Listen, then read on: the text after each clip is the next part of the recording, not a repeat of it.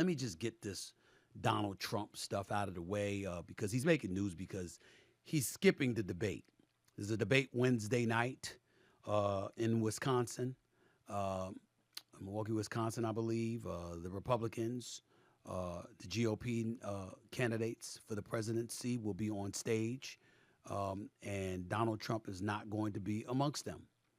Trump has said it makes no sense to attend the event given his lead in national polls.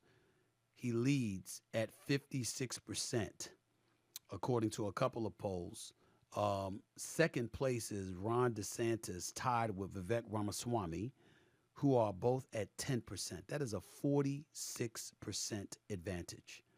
These are the people that are going to be on stage. Ron DeSantis, governor of Florida; Tim Scott, senator of South Carolina; Nikki Haley, former UN ambassador and former governor of South Carolina; Vivek Ramaswamy is an entrepreneur; Governor Chris Christie, former governor of New Jersey; of course, Doug Burgum, governor of North Dakota; and obviously Mike Pence, the former vice president of the United States, who nobody should care to hear from.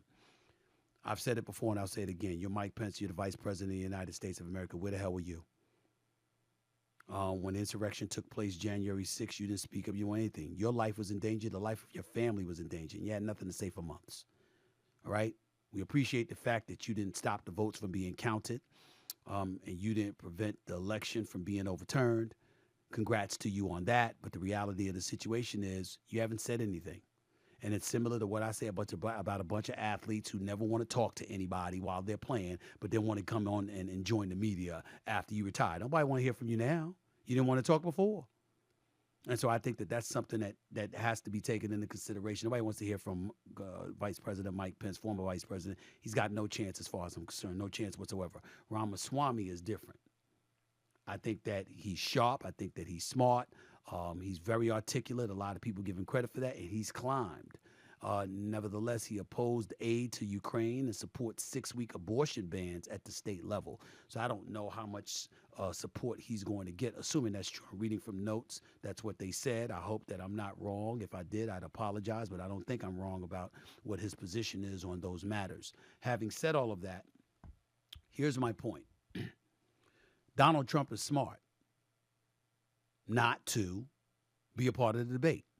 Ladies and gentlemen, if you're kicking people's behind and you got a 46% advantage and you're the former president and you're riding the wave, why put yourself in a position to be scrutinized by opponents who want to take your job when they really mean nothing?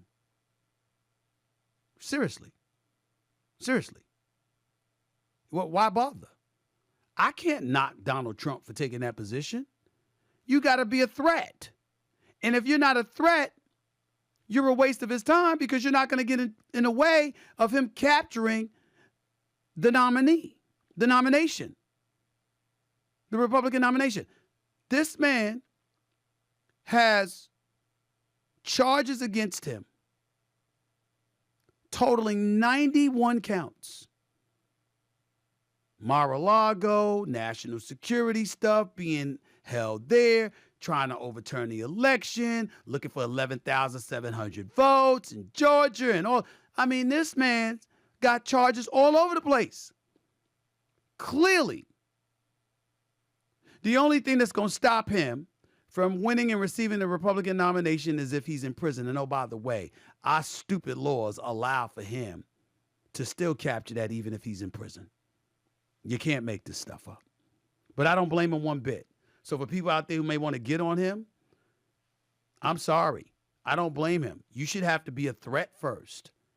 If why should he show up on stage to debate Ron DeSantis, who's been plummeting? I can make that argument. I didn't, it was one thing, it was a close race, but if you've got that kind of gap and the more indictments that are placed against you, the more of a lead you grab, why bother? Why bother?